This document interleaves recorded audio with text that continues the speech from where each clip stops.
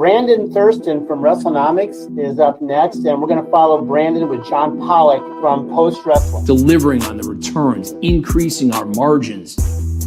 Ratings go down the toilet if I'm not here. All I do is simply put the math in my favor. We agree that Brandon and John do good work. The reason is simple wrestling economics. I've been told the Netflix numbers. I've been told the metrics a little bit, probably 5 different times. I still don't get it. There were respectable wrestling journalists who needed answers. Thank you very much, members of the media. I hope you all go to hell. How about we pop a number right here, right now? Whole part of the show, man. And here we are, Pollock and Thurston. Today's graphic brought to you by Brandon Thurston. It's brought to you by the great graphics team here. We had a graphics team earlier in the run here. We have fired those people summarily, and we've replaced them with new, great, talented graphic designers. Well, those are great efficiencies that you're creating at WrestleNomics HQ. Right. That's part of the opportunity here. Well, Brandon, it's officially NFL preseason time, and are you aware that Hard Knocks, the Buffalo Bills are getting the Hard Knocks treatment this coming I've heard season? that. I've not watched it. Much like WWE Unreal, I've not watched it. Okay, that's your NFL portion of Pollock and Thurston. Stay tuned as we go into the regular season. I heard James Cook, the running back who is in a contract dispute, he has at least started to attend practice, which is an accomplishment. We're talking about practice, not a game. We're talking about practice.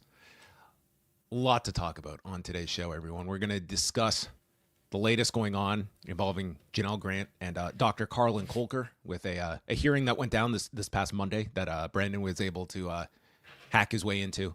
We're also going to talk about the TMZ documentary on Hulk Hogan featuring Vince McMahon, notwithstanding making a public appearance and things of that nature with Harvey Levin, as well as a story that Brandon and I reported on this past week. WWE, they wanted to add a premium live event. They threw a dart at the calendar. It just happened to land on September 20th, the same night as AEW All Out. So we will be discussing the first main roster PLE event to go up against an AEW pay-per-view. Yes, there's only like 4 or 5 Saturdays in any given month, so put your conspiracy theories away. Yeah, I mean, don't make this a WWE versus AEW issue, okay? It's a very busy calendar. But we start off with the news that Paramount and Skydance, their merger complete, and within 48 hours, locking down a $7.7 billion deal with the UFC that will see all UFC numbered events and fight night cards going to Paramount Plus with select simulcasts on CBS. This will come with a average annual value of $1.1 billion, which doubles what the UFC was generating at ESPN. A big deal for the UFC, and one that has been pretty much like the top sports media story of the week for sure. Not so much that the UFC was moving its rights package, but the fact that largely the entire UFC programming slate is going to one suitor, and the fact that they got such a high amount, and that it was Paramount, of all places, that landed all of these. I mean, there was thoughts of this being carved out among Netflix and ESPN. Maybe Paramount will get a piece, and that's where things were going. Paramount was talking about the fight night package, and then this merger is completed last week, and they decide to go all in and get the pay-per-view content, and now pay-per-view is dead. Or is it? It depends on which TKO executive you're listening to this past week, because boy, was this a headache for the TKO comms department, because we had Mark Shapiro saying one thing, Dana White saying the other, and fans just not knowing what the state of pay-per-view is. Is there confusion after last week's confusion around ESPN and whether or not you're going to get PLEs as part of your cable package? So he said on CNBC, and David Faber was taken aback, that you're going to see all of the numbered, formerly called pay-per-view events right on CBS broadcast. We're going Tiffany product here. We're going Jimmy the Greek, and he set up a bunch of things from his past there to reminisce some memories. Yes. Does Dana White say otherwise? So these are the competing statements that we got. Mark Shapiro and Ari Emanuel were on CNBC, and as Brandon mentioned, Mark Shapiro had stated that their big talking point was pay-per-view is an antiquated model. What's on pay-per-view these days anyway? And he was stating maybe all of the numbered events will be simulcast on CBS, which, as Dave Faber stated here, kind of like, what is the incentive to sign up for Paramount Plus if all these numbered events are on the CBS network? We get Fight Night and probably other content, right? Well, I mean, we didn't even get like a breakdown, but like the numbered events would be your top tier events that you would think would have the most value for someone to add that package. I mean, the fight nights are a nice compliment, but anyway, that same day, Dana White is stating, well, we're looking at 4 events to be simulcast. A bit of a difference between likely all and 4. Then Dana White, speaking to the New York Post and then reiterating this afterwards, they did a Contender Series last night. He did a press conference after the fact that pay-per-view is not dead, that there could be a big fight that we could do on a pay-per-view, completely different from Mark Shapiro's talking point. UFC pay-per-view. UFC pay-per-view. Not Zuffa Boxing. No, he was stating like he kept saying pay-per-view is not dead. And the fact is they still have to sell pay-per-views this year. So Dana White is looking at this Saturday. Pay-per-view is not a dead model on Saturday night because we still want your $80 for Dricus du Plessis and Hamzat Chimaev. Then today, Dana was on Barstool, again, reiterating pay-per-view is not dead. But then one of the co-hosts did state, but pay-per-view will not be part of this deal with Paramount. And he said yes, and quickly moved on. So I think it is safe to say that it looks like UFC is out of the pay-per-view business. And if Dana White has this belief that after 7 years they can revisit pay-per-view, I think they will be sorely mistaken on that forecast. But dude, if you were paying attention to Mark Shapiro and Dana White over the last 48 hours, you would be so confused as the consumer as to what exactly this is. When the general sentiment and the selling point is for you, the fan, you're saving over $1,000 a year by getting Paramount Plus and all the events and not having to pay $80 a pay-per-view plus an ESPN Plus subscription. So what is that? Almost $90 per month? And they're doing pay-per-views every month? Yes. The total would come to, if you got ESPN Plus for the year and you get a bit of a savings on that, it came out to about $1,100 a year for all the UFC pay-per-view events. Now on Paramount Plus, the current pricing is $60 a year for the ad tier, $120 for the ad-free tier, which very likely we could see price increases because this deal is insane of what Paramount is taking on in terms of expenses here. But regardless, that represents... I suppose anything could be carved into a deal, but I can't imagine Paramount's getting all of it. There is no other domestic... The only things remaining are like the Ultimate Fighter and Contender Series. Very small pieces of the puzzle. But for live fight cards, this is pretty much it, including what were previously pay-per-views. But imagine you're Paramount and you think you're getting all of the numbered... Well, you're getting all the numbered pay-per-views, all the numbered events, and then they're going to do like the really big ones maybe. That would be a pay-per-view. That sounds unlikely to me, but... I think so, too. too. Question Dana White.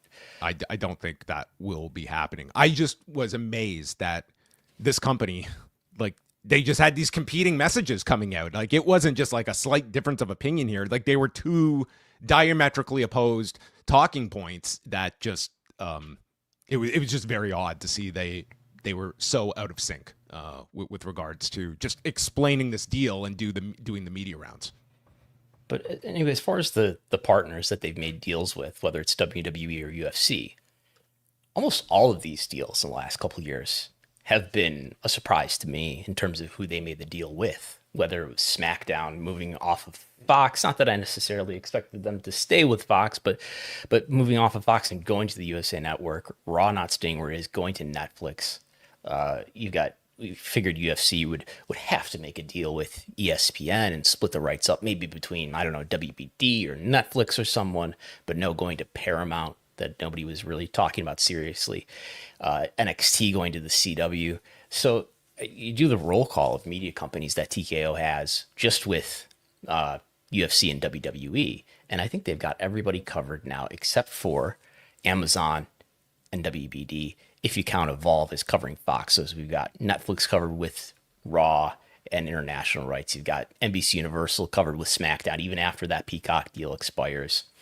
You've got now Paramount covered with UFC. I guess like there's some smaller things like Apple TV that I don't think is ever going to buy wrestling rights in any serious way.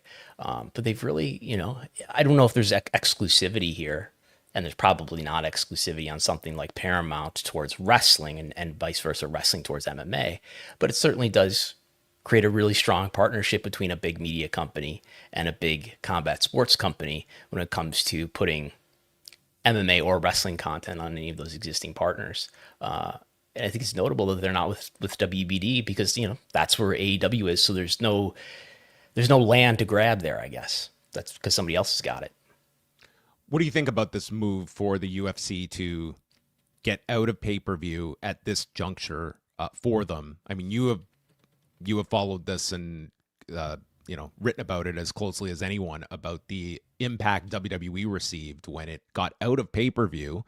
And there was criticism at the time, like, were you leaving pay-per-view, taking all your pay-per-views and putting them onto the network? At the same time, for the last 11 years, WWE fans, it's been more accessible than ever to get the biggest content, and that's going to be the case for UFC. If these big shows will all be on Paramount Plus and some simulcast on CBS, like, and they're getting a huge amount for it as well. Like, it seems to be like you are out of the pay-per-view industry, which is very, very lucrative, but it's, a calculated risk that this is not going to be something you have to revisit. Yeah. Let's listen to what Mark Shapiro said and Ari on CNBC the other day. We wanted to get rid of the old model of pay-per-view. That's what TKO, as we've envisioned it a long time ago, why is pay-per-view the old model? It's antiquated. It's just an antiquated model. What's on pay-per-view these days? Once in a while, a big time boxing match that starts in the middle of the night, and or maybe some movies on DirecTV. It's an antiquated model, right? It's a wall. It's a barrier at the end of the day for our fans to get our product. This will be well received by our athletes, by our fans, and that was crucially important to Dana White. I just want to say, before you give your reasoned analysis, that's the closest we probably got to me getting a clip of Mark Shapiro, like, talking about porn. Like, what's on pay-per-view these days? I mean, late at night, it's like Big Butts 11. I mean, that's our competition. Lot of churn. No, AEW is still going to be in the pay-per-view business. And I don't think, AEW just reworked their deal with WBD. And if somebody was going to pay AEW a sufficient amount of money to make them get out of pay-per-view, then they would have made such a deal. Yeah. But they're not. And I think AEW and everybody in the wrestling business below AEW, pay-per-view is probably still a pretty viable model. They're just not popular enough, as maybe WWE is just on the other side of it. I think it's ambiguous, though. But most of the wrestling brands below WWE, it's probably just best for them to monetize that kind of peak event a la carte. But we have seen the benefits of putting your pay-per-view putting your biggest events in front of a bigger audience, right? WWE Network, I think that helps their popularity downstream, helps their attendance, helps their TV ratings.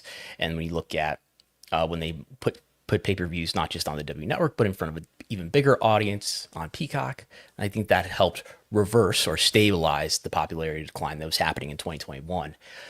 And we've heard Brandon Ross say many times, maybe there's an opportunity here to make UFC even more popular if you put these biggest events on something as big as broadcast CBS. If you look at the other sports, it makes sense, right? Like, it's not like there's any history of the big team sports in the United States ever being on pay-per-view. I think you could, maybe globally, there's probably nothing like that except for in combat sports, in pro wrestling and boxing and in MMA. It only makes sense to put the Super Bowl on broadcast TV. So maybe there's value in that. And if these networks are going to pay the money for it, why shouldn't they? Is UFC even getting a cut of the pay-per-views as they are on ESPN? Is that just guaranteed money? Is there any sort of incentive for them to perform well on pay-per-view versus the fight nights? So, when the deal with ESPN was first announced, it was consistently reported that ESPN was paying a flat fee to the UFC, and it was not my understanding that if they hit like certain benchmarks, they were getting above and beyond that. So I don't know how much it's changing in terms of the incentive structure beyond like the incentive is to keep your partner satisfied with what you are bringing to the table for this gigantic fee. And obviously for Paramount Plus, like you crunch the numbers here. Like this is a deal that it's really hard to make any sense out of for Paramount, at least in the short term, where they have been trying to get their losses lower and lower, and this kind of just blows that out of the park now with this deal that they're taking on, and potentially another one that we'll talk about in the TKO family. So I think that the incentive structure is. It's going to be interesting just to see what the makeup of these cards are. Like, are the numbered events still going to be structured in such a way that they feel like the big cards? Because in essence, you're being paid the exact same, and there's no difference between a UFC 350 and your next fight night card that's taking place in Vegas, for instance, at the Apex. Like, these are all kind of on similar ground. They're on the same platforms, and they all cost the same to your fan. Well, there's a very important media relationship that you want to uphold and make make your media partner as happy as possible. I guess thinking back to the W Network, I think the W Network gets framed sometimes as a failure by some. It cannibalized a lot of businesses. Obviously, it cannibalized pay-per-view. It also cannibalized DVDs, which were dying anyway. I think it's hard to tell because over those years from 2014 to 2021, there's a pretty decided popularity decline after the first few years, which I think did benefit from the great access to the pay-per-views and the access to the library. But I think, after a few years of that, you had from about 2016 or 17 onwards, 2021, popularity declining. So the question of, the basic question of like, would WWE be more profitable had they stayed in the pay-per-view business is watered down by the genuine decline in popularity of WWE in the late 2010s. But if the product was more attractive to viewers better, then they would have done better, and probably would have been a little better on the whole because they would have provided that content, the peak content, to as much as not as many people as possible, but a lot more people, and they would have had the tailwinds of that higher reach along with the access to the content that would have helped them in a lot of ways. But I guess I think it's probably a better move for them to be licensing that out to ESPN. Are they sort of back in a de facto pay-per-view business once they're on ESPN DTC, because you're going to have to pay, maybe, depending on whether or not your carrier makes a deal, maybe it's probable, I think, that YouTube TV, that Comcast will make deals probably before the first WWE PLE in 2026 that's on ESPN DTC. But there's probably how many phone calls has YouTube TV and Comcast received over the last week from wrestling fans demanding that this carrier get a deal with ESPN fast, or I'm leaving? Yeah, I even emailed Fubo PR and they didn't have a clear answer for me, even though they are on the list. I was trying to just confirm that, what I was told about certain carriers, including Fubo, including Charter, but there wasn't clear communication, at least to one of these carriers was unsure if they were going to have it or not. I think they are going to have it, but you've got at this moment, until more carriage deals are renewed, there's about half the universe that currently doesn't have the rights to carry it, apparently, for free. Brandon got varied responses this week with some of his phone calls. Maybe we'll talk about any arenas that he contacted over the past week and how they responded to him as well. That's still to come. Yes. Other aspects to this deal, of course, are, huge day for fighters, right? $7.7 billion. I mean, this is going to be life-changing for many of these 700 fighters that are under contract to the UFC because of they're going to get paid more now, right? It's a pivot. They made zero, give or take a penny, math off the top of my head, in the ESPN deal, and now under this deal, I can confirm they're getting zero. So that is. But Dana White has stated, hey, obviously the bonuses are going to go up The bonuses that are at the discretion of the UFC, which, to remind non-UFC fans, these fight night bonuses, fight of the night bonuses, $50,000. So, I mean, could we see $75,000 bonuses given out each week? I mean, that they should be grateful if they get that.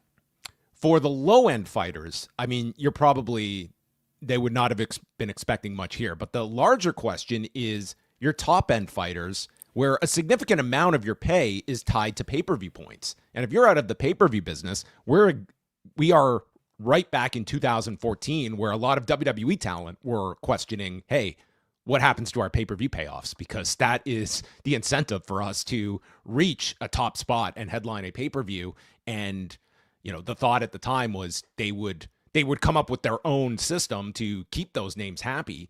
But this is something I guarantee you none of the fighters were clued into this ahead of time, and it could very well impact them financially. Take care of the top talent and everything goes fine, right? Because nobody's going to get together and push against management. And they are getting paid well relative to the median person, so they should just be happy to be there. Just be happy to be there. I mean, if you can get a UFC spot and you're getting 20-20, that should more than suffice for a company that's going to be now entering this nearly $8 billion deal. So who's the top MMA competitor to UFC? PFL and Bellator are merging? They have merged. Yeah, PFL is basically your number 2 competitor, and I would say a really, really distant number 2. But they have a deal with ESPN. They could have some unintended boost from this deal if ESPN wants to stay in the MMA business. PFL is their promotion. Paramount used to own Bellator, correct? Paramount, yeah, when it was Viacom, they owned the majority of Bellator. So what's to stop ESPN from not covering UFC anymore and just really boosting PFL? There's nothing to stop them from that. The only thing that will stop them is if they feel UFC is just such a part of the mainstream sports news cycle that we can't ignore the UFC. But I promise you are not going to see the level of coverage on a week-by-week basis that ESPN had been providing before. I think they have to cover the biggest events that are newsworthy, but I imagine you're going to see that is something you're leaving. You are going from ESPN to what is going to be a lower reach for, even with all the more subscribers Paramount Plus has, the direct sports fans that ESPN was broadcasting to and attaching themselves to online. That is something you are giving up in this deal. And does this, as somebody who doesn't watch UFC hardly at all, are you seeing a lot of ESPN Bet being pushed on screen? Does this hurt that sports betting business for ESPN by not having the UFC broadcasts next year? Yeah, it's a good point. There's that's a heavy component of the UFC broadcast is pushing that aspect of things, and I'm sure that was something that Paramount was looking at as that being a lucrative portion of this business that we can monetize through. ESPN's response to this, Jimmy Pitaro was, and Dana White too, they were very complimentary of one another, and it's not out of the realm that ESPN could continue with the Contender Series or Ultimate Fighter, have some loose connection to the UFC at this point. But it's going to be very interesting to see what level of engagement Paramount can place upon the UFC, as opposed to vice versa, where we're looking at this as UFC is bringing all of this attention to Paramount Plus. That was sort of this fledgling streaming service that was out of the top tier of streaming services that people were looking at. And now they're making this big splash by overspending. So they still have maybe some side content to deal here, including Ultimate Fighter. Does this mean that we might see Pancrase on Paramount Plus? Where's the library going to go? Where am I going to be able to watch Ken Wayne Shamrock versus Masakatsu Funaki? I think that ESPN, I think the time is now for Stephen A. Smith to have a Pancrase special I would love that. Every Saturday morning on ESPN The Ocho. Yeah. All right. Well, there you go. That is the UFC Paramount deal. Much more to this. We should also tack onto this. Front Office Sports is reporting that Paramount is not done yet with TKO. It looks like they could be the ones to land the Zuffa Boxing contract. No estimated value of this deal was reported by Front Office Sports, but Dana White had stated that, the deal is pretty much done, but he would not disclose with who. And I guess until this is official, we will keep an open mind. But I mean, it does tell you, like, Paramount, since this merger has closed, they are going all in to try and make themselves a big player, even if in the short term. I mean, it was very interesting to see the reaction of the TKO stock to this deal earlier this week with UFC, and the Paramount Skydance stock that did not respond as positively to it. But look at that. It's still going up today. It was at 180, I think, the day that this deal was announced. Now it's up over 190. Yeah, they were like at 164 before this deal was announced. So look at that. We're looking at a $27 increase this week, which includes Vince McMahon as well. So he did just fine. Vince sold all his shares, didn't he? Vince sold all his shares. That's what I hear on all the podcasts I listen to. That's not true, Brandon. He still has a. But I watched the Netflix documentary. The Netflix documentary produced by Bill Simmons could not be wrong. He sold all of his shares, correct? More on Vince McMahon, and maybe even a little of Bill Simmons a little later on. Okay. Is pay-per-view dead, Brandon? Are you officially carving out the gravestone for pay-per-view? No, it's still a valuable instrument for something with a relatively small audience, but a very passionate audience, such as wrestling fans of these more niche products. And maybe AEW is just on the cusp of that. Maybe as time goes on, it'll become more sensible for them to license that. But they didn't, and they just renewed the deal some 9 months ago, and WBD wasn't willing to pay them a guaranteed fee for it. And hey, by the way, when are AEW pay-per-views going to become available on HBO Max? Still hasn't happened. Still waiting for that. Working out the technology up there, I'm sure. Well, we're going to see how viable pay-per-view is on September the 20th, because AEW will have its All Out event from Toronto. And as we reported this week, WWE staging its main roster, PLE, the same night, which is scheduled to take place in Indianapolis, Indiana. The significance of this will be, we have not confirmed the start time, but we are led to believe this will be a head-to-head contest. The first time WWE has put a main roster PLE directly against a AEW pay-per-view. And of course, the big differentiating factor here is it's a $50 AEW pay-per-view against a WWE PLE that is going to be streaming on Peacock. What's the reason for doing this? I mean, like, what's the obviously it's to put on a big show and to compete against AEW to some extent. But what do you really gain from that? And why is it worth? You're going to be impacted a little bit because you're going against another major wrestling show. It's as big as it gets anyway. You're by far the biggest. But it would be more ideal just for your own gross interests to do it on some day where there's not another big wrestling event. So what do you really gain if you're WWE from hurting AEW or something like that? I don't think this is a move that WWE is making that is going to be some kind of death knell on AEW, but I think it is like we have introduced this friction by just throwing these NXT shows out there, which have had basically no noticeable impact on AEW shows. So now we're ramping it up to a main roster show that I think will cost AEW some buys. I don't know how many, but I think it will hurt them to a degree. And I think is the deal, sorry to interrupt, but like, is the Peacock deal now being a lame duck? You know you're going to ESPN. So right. Is there less pressure to like make your partner happy because your partner is not renewing these rights? So now we can really put the big gun against AEW. It's a good point. I mean, if I'm Peacock, like I'm looking at it from that vantage point of, hey, if we're looking at the pie of wrestling fans on a Saturday night, even if it's like, it's going to be a small percentage that are choosing AEW over us, we could have this night to ourselves and maximize the amount of people tuning in. I think if you're WWE though, it's putting our product front and center. It's at a lower price point.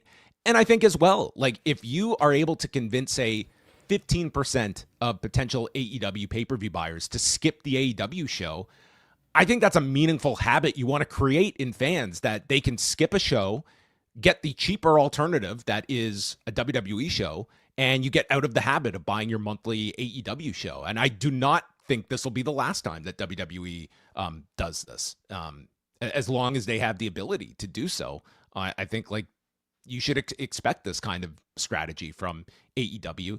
And if I was AEW, I wouldn't look at this as just like some one-off for a month either. I think they have to look at the potential of and the fact is we're just over a month out. They have not officially announced this show. And I think they wanted to keep this as close to like, what is the latest we can announce this show to put tickets on sale and the least amount of chance for anyone to, make any kind of a defensive move. What defensive move can be made?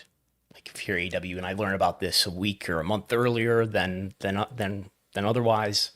Is there less time? Like there's nothing preventing AEW in theory from like moving they did date, I guess, or moving to the afternoon. You could move it to the afternoon. Like that is the option they did in Texas. And I would say like the pay-per-view buys were probably not too impacted by this.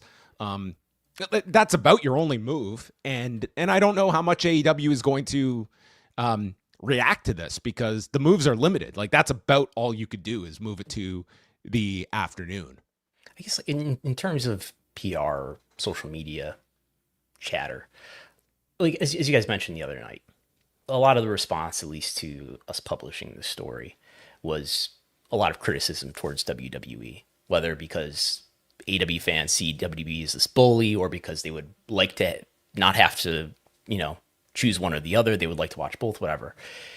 Is like part of it that, well, it's an AEW pay-per-view, which are almost always really well received, if very long, is putting your own big show that's going to create its own, naturally much larger social media response and wrestling discussion to dominate the wrestling discussion. Is that a significant thing to think about in terms of, sort of blocking out or competing with this reception of a really good show, probably that a lot of people are going to like and positively receive? Is it worth it to put a big WWE show in the way of that to try to prevent any, is that a meaningful thing to do to try to block and, impede this positive fan momentum that they might get out of putting on a good show, I guess? I think there's a degree of that as well. The idea of just like in this environment where WWE has this guaranteed revenue, like it's like you're not necessarily competing to sell tickets. You're not really attached to how many subscribers Peacock is adding.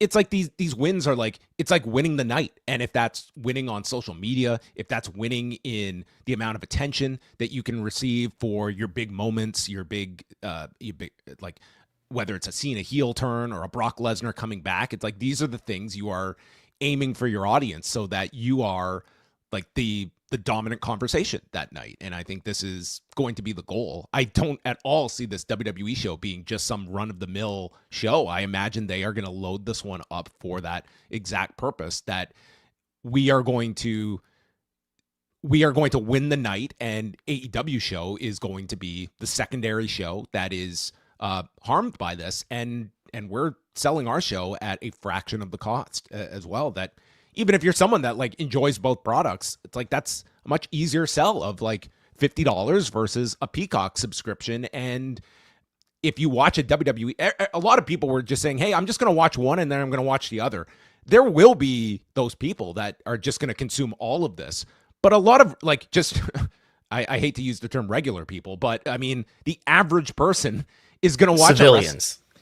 They're going to watch one show and that's going to be their fill of wrestling. And after watching 3 hours of WWE, are not going to want to spend $50 or even go find a stream of a 5-hour show and watch that until the early hours of Sunday. Like some will watch both, but others won't. And that's, I think and that alone is a win for WWE. There's no real harm for WWE in doing this other than people perceiving them as the bully, which I think is a distinction that they have willingly took on in this whole pattern that everyone has seen emerge. Going back 6 years, this has been the MO of the company. Because like purely in terms of from a financial aspect, Tony Khan and his family are billionaires, and this is a passion project for Tony Khan. He's not about to stop running this business because they're going to sell 20% fewer pay-per-view buys per year or something like that. It seems like the calculus, if it's rational, has to be about the media exposure that comes from these events. I think large part of it anyway. Part of it is like this strategy where I think we can both agree. Like it feels like this year they have taken on more, WWE that is, has been much more aggressive in this. And I question, like, was the time to be going this hard like 18 months ago when they were in the negotiations for their next television deal and harming them at every turn so that they could be as wounded as possible going into their renewal talks? Because at this point, yeah, like Brandon, they will probably cost them like some buys here, but this is not going to be, this is not going to harm AEW in the long term. It's, it's something that they may have to contend with as like the new normal of pay-per-view competition that they might have to look at. But like they are locked into this deal with WBD, and pay-per-view is a portion of their revenue, but it's not the be-all end-all either. Yeah. And as I was mentioning earlier with the addition of this UFC deal with Paramount and TKO covering all these major media companies with the large exceptions of WBD, which is where AEW is, and Amazon, which has no major wrestling partner. It was like OVW on Amazon Prime or something for a minute. But it's easy to craft a narrative of TKO being this really dominant, almost monopolistic, property or business that's really, going after at least AEW. I don't know about PFL, but not only are you dominating almost all of the potential media partners that a potential wrestling competitor could partner with, but you're also directly going against their biggest shows of the year. And these are companies that have had their own antitrust issues. UFC still in the process of settling 2 antitrust lawsuits. WWE settled a lawsuit with MLW over antitrust allegations for $20 million. You're buying AAA. You're doing something with TNA. There's speculation that WWE or TKO might end up owning TNA. Just the power in the wrestling space that's being amassed here for WWE to get in the way of any potential competitor, and indeed to go after their strongest competitor. It's becoming overwhelming. And if AEW, it wouldn't be surprising someday, I guess, for AEW to sue WWE, I think, over antitrust allegations, particularly if there's more to this in terms of, we've heard, allusions by Tony Khan over the years to contract tampering, whether that's a real legal issue or not. It wouldn't surprise me if there are other things that AEW could allege in terms of other partnerships that come with running a show. We know that through some of the records requests I've made, there's at least one case where WWE did have an exclusivity agreement on a venue. It's opening WWE up to at least the perception that it's a bully in this space to a group of fans who favor AEW at the very least. Let us move on to the Hulk Hogan documentary that aired on Tuesday night on Fox. And this was noteworthy because of the fact that this was Vince McMahon's first public interview since leaving WWE in January of 2024 after the complaint was filed by Janel Grant. Others interviewed included Jimmy Hart, Bill Goldberg, Mick Foley, Sylvester Stallone. Dave Meltzer was on this, as well as several WWE talents that they sent the camera to at one of the Hogan tributes and just did some really quick, clips with like Charlotte Flair and Raquel Rodriguez, Alexa Bliss, and others. So the Vince McMahon interview, I think, was the portion that everyone was most interested in hearing from. And and for those going in expecting this was just going to be a glossed over hagiography of Hulk Hogan, they spent a lot more time on the racism aspect and the sex tape than I expected them to. I would say the last 15, 20 minutes of this hour-long documentary was focused on that. And we got Vince McMahon reacting to the racist language uttered by Hulk Hogan on that tape and the company's reaction back in 2015. He had some big missteps in his life, notably the sex tape with some racist comments. It was unforgivable, and I was like aghast. What happened? And when those things occurred, That's not like him. What in God's name is going on? What in God's name is going on? So Vince McMahon's defense was, first of all, they cut Hulk Hogan in 2015, bring him back in 2018, where Vince McMahon states that he knew Hulk Hogan was not a racist. He said some racist things, but he is not a racist. And that was his kind of, understanding of the Hulk Hogan. Racist to an extent. Racist to a point, as Terry Bollea stated on the tape. There's a point he won't go to, but dropping the N-word multiple times on a tape when he's not realizing he's being filmed, that is not the point that he is not willing to cross. Now, he did apologize and say that he's not a racist after the fact. I think what Mark Henry has said in this documentary, right, that he encouraged Hogan to join him, Mark Henry, to go to. He disclosed. Yeah, he disclosed he went to both Hogan and Vince about this. So he did give the timeline of when this occurred, that, hey, if you want this backlash to lessen, let's go on a tour of black colleges and talk about it. And Henry conveyed that Hogan said he's been advised not to talk about this any longer. And Mark Henry, I thought Mark Henry came off pretty balanced in this piece. He stated, listen, I was a giant fan of this guy. I loved him growing up, but I can't sit here and defend a man who openly stated he was racist, and added that suggestion as well, which Hogan rebuffed at the time. And this did follow him. This followed him dramatically for the last 10 years of his life, and right up until and including his death, obviously. And it also came to a front at the Netflix premiere of Raw back in January, where Hulk Hogan famously came out. He was booed.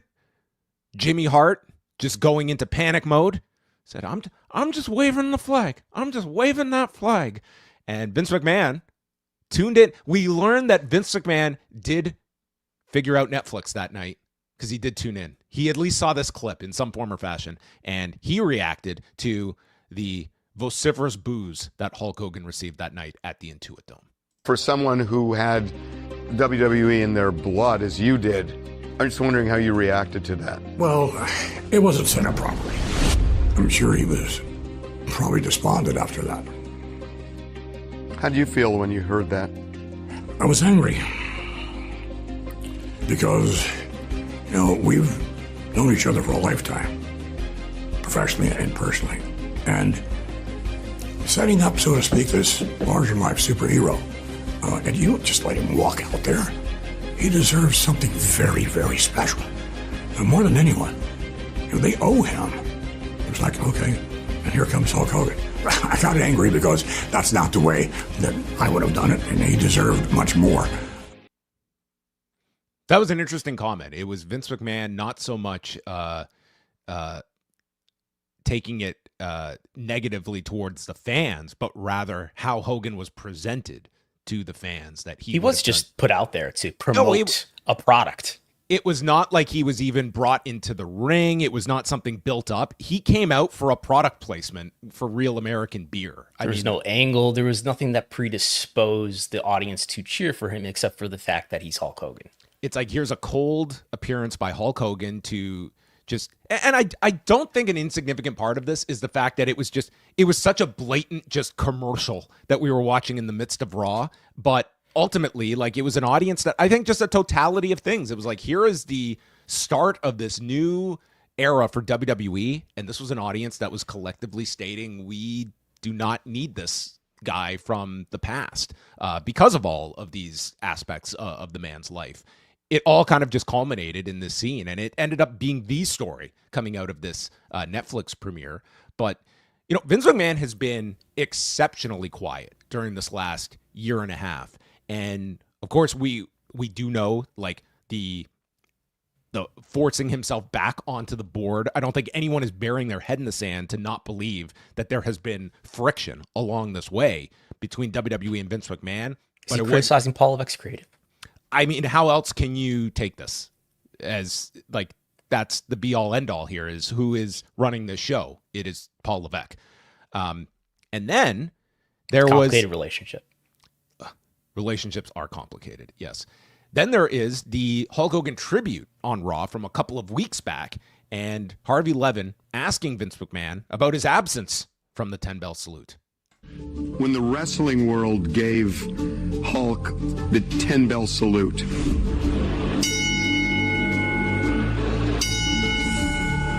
you had such history and such a deep friendship. You must be having such mixed emotions that you weren't there to be part of that. It really struck me that way. Struck me that way as well. Struck me that way as well. I will also add here, I have no doubt that Vince McMahon being exceptionally selective of where he has spoken or not spoken since leaving the company, it was just such an elephant in the room that we're talking about this formerly praised star in Hulk Hogan and all this baggage that has impacted his legacy to large amounts of the public.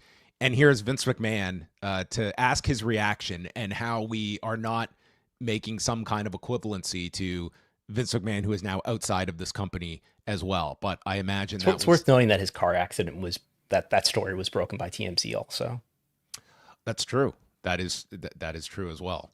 And we didn't get an update on the car accident. He's not due in court for a couple of weeks for his alleged reckless driving. Yeah, he might have his birthday party the same week as his court appearance. But I mean, that to me, I think you read between the lines there that Vince would have gladly accepted an invitation, and WWE obviously not extending one for obvious reasons. But to me, also less obvious reasons, given some of TKO's decisions and the idea of Vince McMahon certainly wanting to be part of WWE in some form or fashion, I think was very evident in this clip. And the fact that he didn't just put on a happy face in this interview as, just quietly endorsing WWE. And I mean, he could have just come on and just said, he did not have to take these jabs at WWE, but he did. Well, he resigned more than once, remember he felt that he got bad advice, and so he forced his way back into the company in early 2023. Ultimately, the lawsuit made him resign again, and I'm sure there were pressures not only from sponsors but perhaps from the major TKO executives as well. I wouldn't, any of you guys have talked about it, when the Grant case is over with, whenever that happens, however that resolves, depending on, unless like Vince gets a judgment against him in a jury trial or something like that for the public to see, I wouldn't rule out, if he lives long enough, he's about to be 80 years old. I wouldn't rule it out that he comes back to WWE in person in some form, in some sort of, Hall of Fame or something like that. Like, do you disagree? Because Way and I talked about this. Like, if the day comes, Vince McMahon passes away, is his handling on WWE any different than Hulk Hogan's? No. There will be no focus on the negative, and there will be, basically it will be with Hogan. Yeah. Life is complicated, but we are here because of this man. He created all of this. That will be the central talking point. And what is the appropriate way to do it for both Hogan and Vince if you're WWE? For WWE, I don't even have like the right answer. It would certainly be impossible for them to not acknowledge it. I wouldn't expect WWE to do any kind of like introspection of any of it. And I'm certain for them that they look at this whole Hulk Hogan thing as, listen, we're going to do the same thing if Vince McMahon were to pass. And what would the reaction of the fan base be? Would it be all that different than what we have just gone through now? And if so, like, again, it's weighing what is the value of Vince McMahon being inside of TKO versus being outside of TKO, shares notwithstanding. And I say that because we went through this song and dance once of Vince apparently leaving and then returning. And we go to 2023 when Nick Khan was on with Bill Simmons. And this was the thought process at the time of what you do in these situations and how the public responds. So I think it was always my point of view, always Stephanie's point of view. At some point, he would come back. I think the way that he played it, to me, was smart, Bill, in that he went away for 5-6 months. which people, meaning the audience, seems to like when somebody does that. And he came back and took control back of his company as a control shareholder. But whenever the Ray Rice stuff happened in the NFL 8-10 years ago, whatever that was, and there were conversations at that point, not your point of view, not my point of view, that, oh, is Roger Goodell going to resign? If you remember, he had a lot of heat on. Yeah.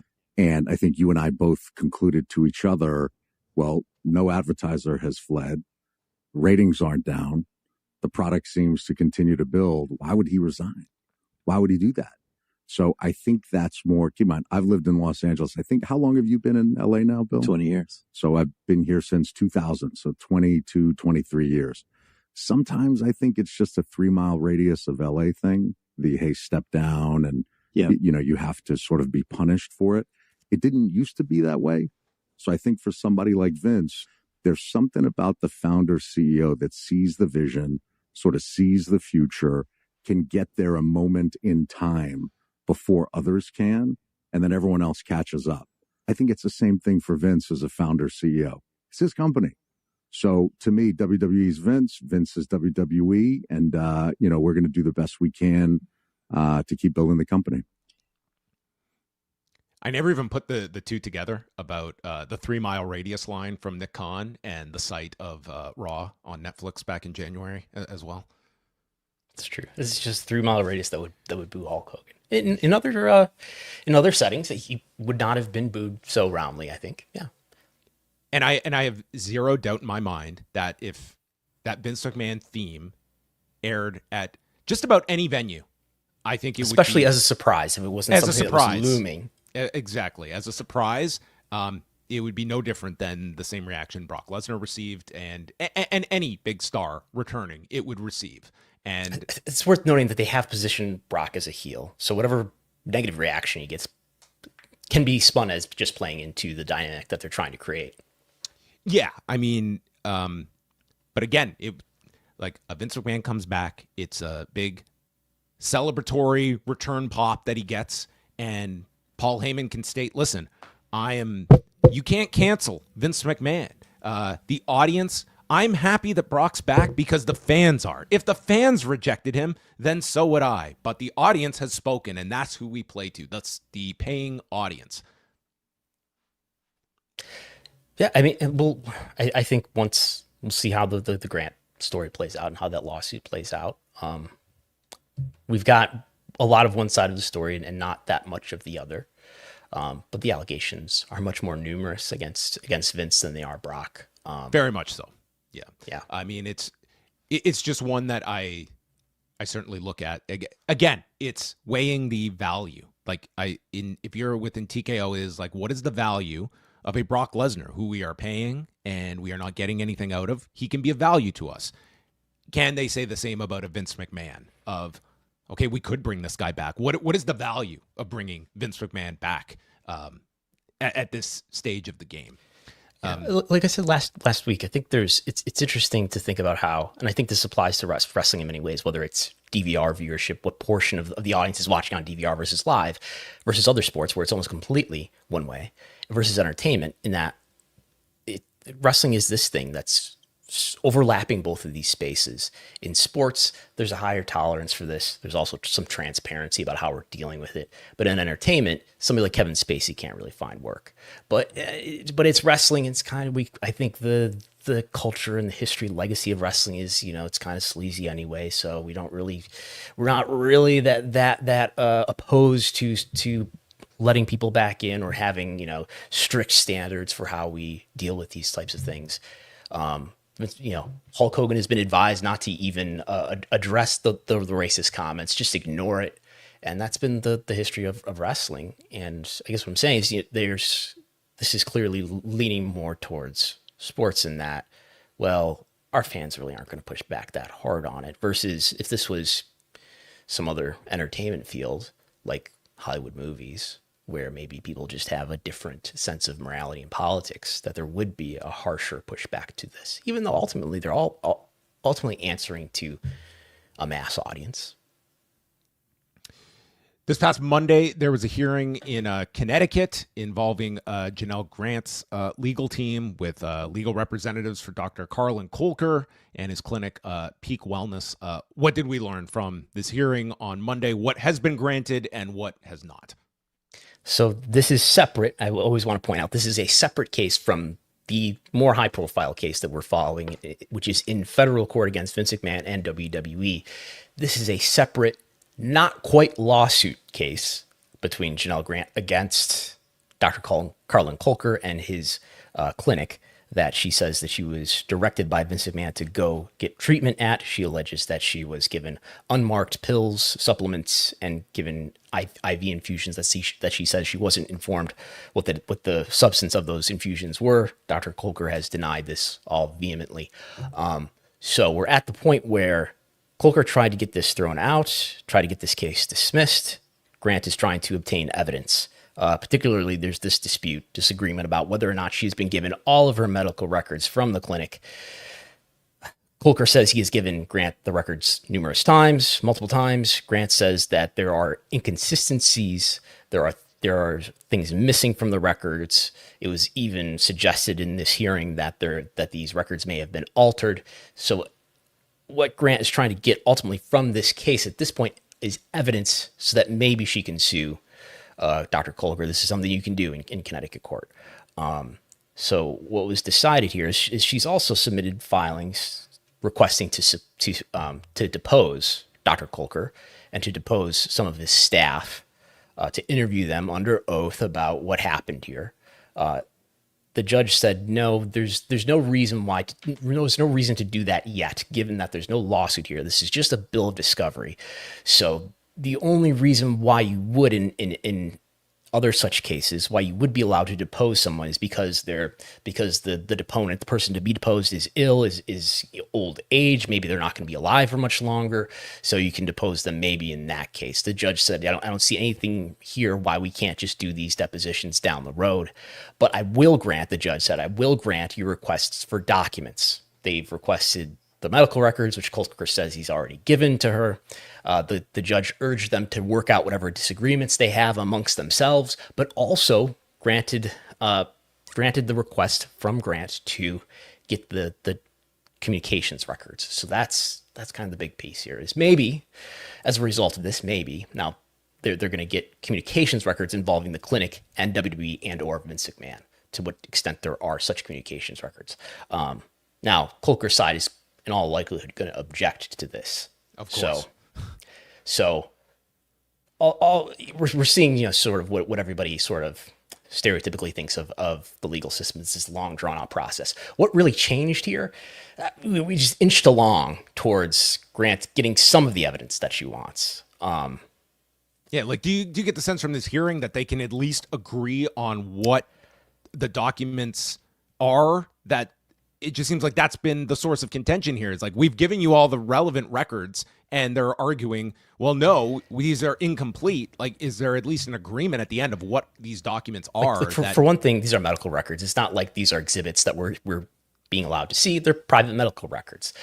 So without being able to see what it is that Grant's side is pointing to say that these are inconsistent or incomplete, I don't know. The judge suggested that maybe there's some misunderstanding between the parties about what the billing process is at the clinic. Maybe you can clear that up. Kolker's lawyer, who is present at this hearing, which is over Zoom or Microsoft Teams, said that we'll look again to see what might be considered a medical record and we'll give you the records again, basically, is what he said, and look at whether there's anything else that we should give you. So that'll happen. The judge really urged them to work it out themselves. If they have to, they'll have another hearing, I suppose. Which has gone smoothly so far. So I imagine they'll sit down and just figure out all of this confusion. The judge was pretty emphatic. I mean, as a non-lawyer, maybe there is some pressure now on Kolker to be more giving here with these records than they have been up to this point. But clearly, their side of the story is we've given you everything you wanted multiple times. There will probably be objections to the notion that Grant should get all these communications records. Kolker's side has said that you're asking for way more than you would need to to bring a lawsuit against us. So we're not giving you any of this. And I imagine they're going to do something to the effect of saying that, you know, you'd have to try to get that in an actual lawsuit, not in a bill of discovery. Which made me consider, like, why did they file this as a bill of discovery in the first place and not just a lawsuit? I suppose because they wanted evidence first that they could get without risking that their case would just be dismissed initially. So I imagine this is a strategic move on the side of Grant's attorneys to get evidence. And clearly this evidence could help them in the event that their big federal case is sent to arbitration, and perhaps get evidence quicker than it would if this was a traditional lawsuit. And again, if you go to arbitration, you know, commensurate with the NDA that is the subject of the federal case, there's going to be very limited access to evidence and to discovery. But if you get evidence here that becomes part of the public record in some form, maybe that helps Grant's case in arbitration. And we also have a defamation case that is ongoing that Kolker has filed against Ann Callis and her law firm as well. Yes, that is in the earliest stages of these three cases that at least tangentially involve Vince McMahon and Janel Grant. Now remember too, we've mentioned in previous iterations of reporting on this Kolker case is that one of the document requests that Grant has made is these plain, you know, travel logs allegedly involving some travel that supposedly Vince and Kolker made to Tijuana, Mexico. So that is included in the document requests that the judge approved. Maybe they were going to see some lucha. Maybe lucha. I've heard there's some good lucha in Tijuana. Maybe they just got some masks and, you know, they just want to go down, check out some non-sports entertainment. All right, a few more stories here. Brian Curtis of The Ringer spoke with Jimmy Pitaro earlier this week about the WWE deal with ESPN and the topic of the outstanding WWE library that remains up for grabs once the Peacock deal is up. And WWE still has a big library of events going back to the 80s and I think beyond at Peacock. Is that something you'd be interested in bidding on in the future? Yeah, we're always interested in content of that quality. I will tell you that we will have the archival rights for the events that we are airing. But yes, in terms of their library, we certainly would be interested if and when those rights are available. Follow up, Jimmy. Are you familiar with New Jack and his run in Smoky Mountain Wrestling? Are you looking at Mid-South, in particular the Rat Pack era? Any of those that could be coming to ESPN Plus? Roddy Piper versus Bad News Brown from WrestleMania 6.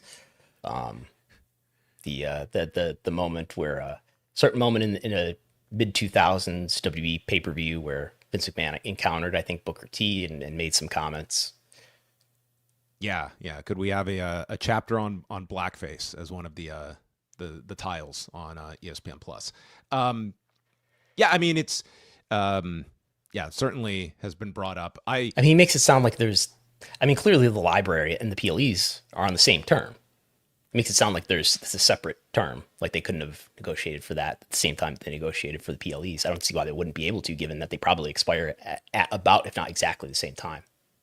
Yeah, and I mean, as we mentioned last week, like you do have this WWE library, and more pressing is like the NXT events that are going to find a home somewhere, and those are not part of this ESPN deal as well. So maybe this is where they corner the market. They will get Amazon, and they'll get they'll just get all the remaining outlets between all of these different packages. Yes. Final things here. Let's look at some Netflix and viewership notes. So this was interesting. Week 2, WWE Unreal was not ranked. It was out of the top 10 in every country that I could find. So it did not seem to have the lasting impact beyond the opening week. Big Raw number, though, following SummerSlam. That is true. They did 3 million global views for last Monday's show coming off of SummerSlam. And this would be their highest since when, Brandon? Since the second week after WrestleMania? Let's look.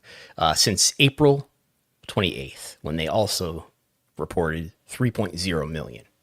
Yeah. So, views.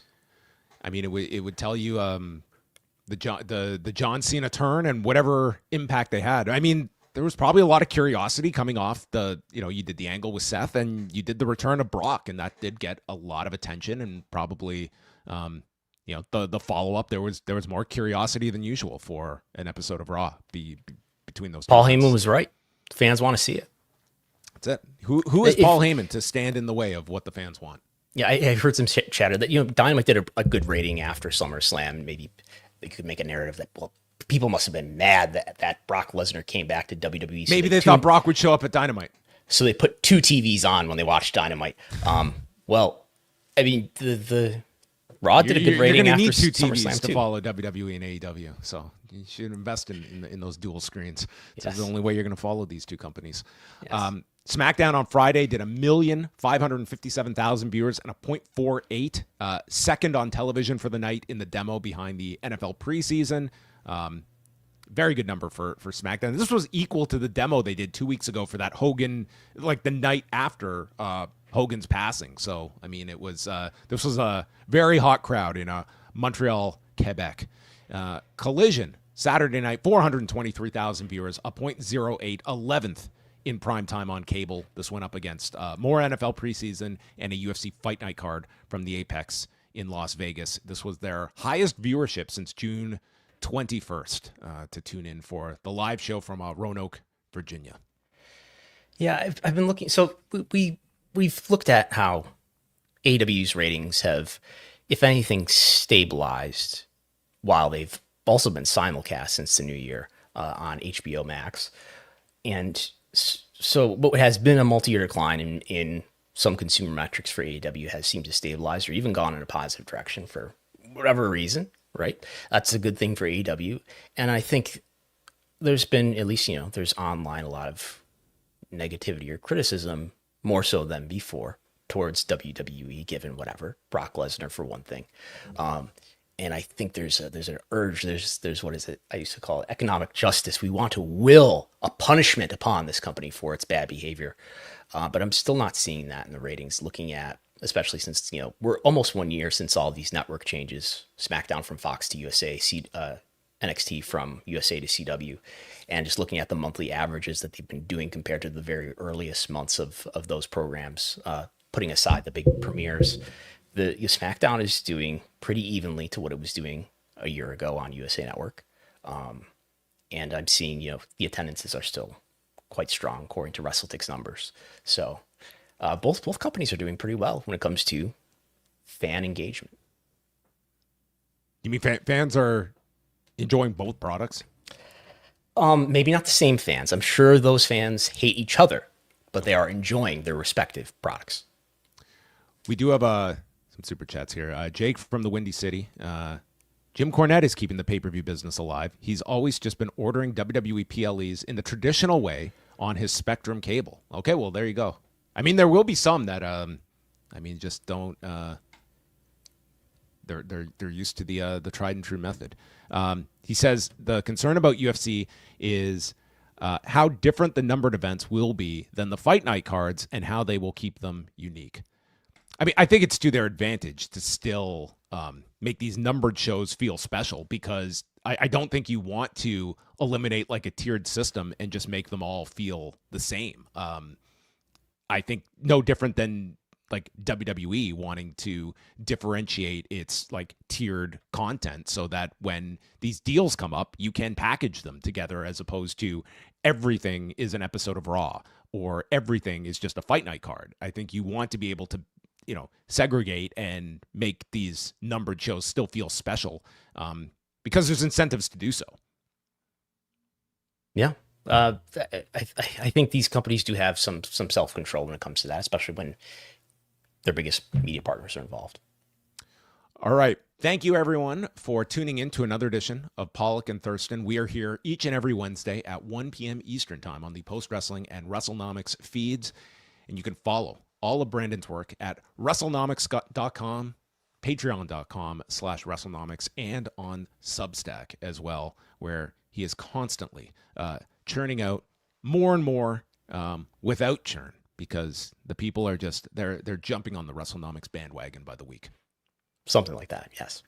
Yeah. When are your rights up for renewal? We have no agreement with any major media partner, in fact. So we're always open for business.